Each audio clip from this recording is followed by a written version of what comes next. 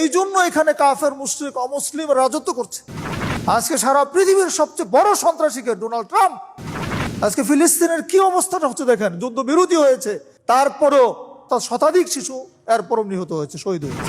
সারা বিশ্বে শুধু অশান্তি আর অশান্তি, ক্ষমতার দম্ভ, অস্ত্রের ঝঞ্ঝনানে, কে কার উপর রাজত্ব করবে, কে কাকে শাসন করবে, এই দ্বন্দ্ব চলছে। আর মুসলিম বিশ্ব তো অসহায়। আত্মাহারিক টিভি, ওহির আলোয় উদ্ভাসিত জীবনের জন্য।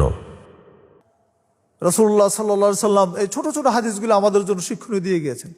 যে দুনিয়ার জন্য আমরা এত কিছু করছি, রাসূল সাল্লাল্লাহু বলছেন,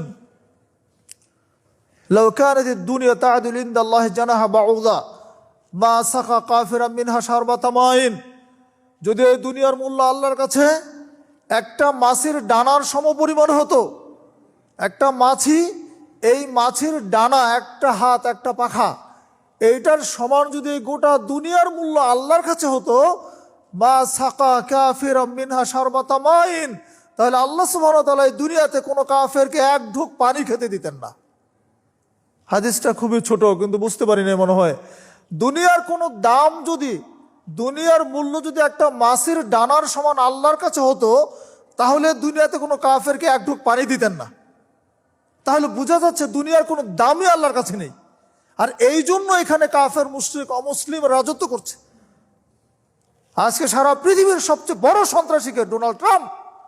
বিশ্ব ইতিহাসে সবচেয়ে কলঙ্কিত অধ্যায় রচনা করতেছে ডোনাল্ড ট্রাম্প। আজকে ভেনেজুয়েলার প্রেসিডেন্ট, এক দেশের রাষ্ট্রপ্রধানকে উঠাই নিয়ে আসা, অন্য দেশে নিয়ে আসা, এটা কি চারটিখানি কথা? সবচেয়ে বড় সন্ত্রাস, সবচেয়ে বড় ডাকাত হচ্ছে আমেরিকার প্রেসিডেন্ট সারা বিশ্বে। এবং একটার উপর একটা হুমকি দিচ্ছে, পুরা লাতিন আমেরিকা না, সারা বিশ্বকে সে নিয়ন্ত্রণ করার চেষ্টা করতেছে। কারণ এরা হচ্ছে দুনিয়াদার, দুনিয়ার রাজত্ব এদের হাতে।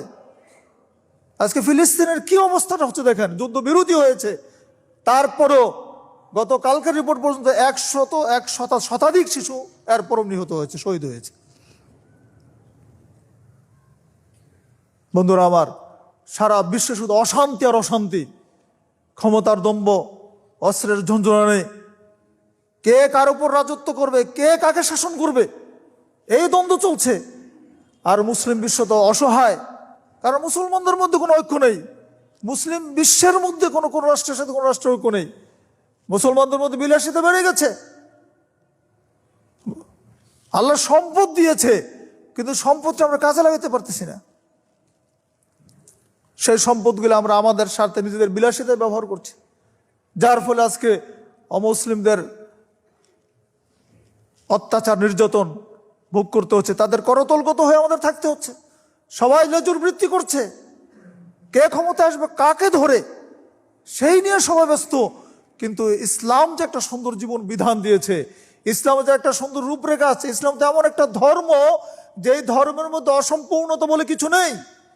যদি আমি ইমানদার হয়ে থাকি, যদি আমার মধ্যে এই চিন্তা থাকে যে ইসলাম অসম্পূর্ণ ধর্ম, তাহলে আমার ইমান থাকবে না। ইসলামের মধ্যে রাজনীতি নেই, অর্থনীতি নেই, সংস্কৃতি নেই, কৃষিকাজ নেই, ইসলামের মধ্যে ব্যবসা বাণিজ্য নেই, সব কিছু আছে। আর এই সব কিছু আছে বলেই আল্লাহ সুবহানাহু ওয়া তাআলা বিদায় হজের দিনে আয়াত নাযিল করলেন, আল-ইয়াওমা আকমালতু লাকুম দীনাকুম ওয়া আতমামতু আলাইকুম নি'মাতি ওয়া রাদিতু লাকুমুল ইসলাম দীনা। আজকের দিনে আমি ইসলামকে পরিপূর্ণ করে দিলাম।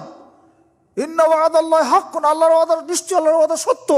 যে আল্লাহ নিজে বলছেন ইসলাম পরিপূর্ণ করে দিয়েছি, সেই আল্লাহর বিধানের মধ্যে ইসলামের দুনিয়ার চলার মতো সব কিছু আল্লাহ এখানে দিয়েছেন।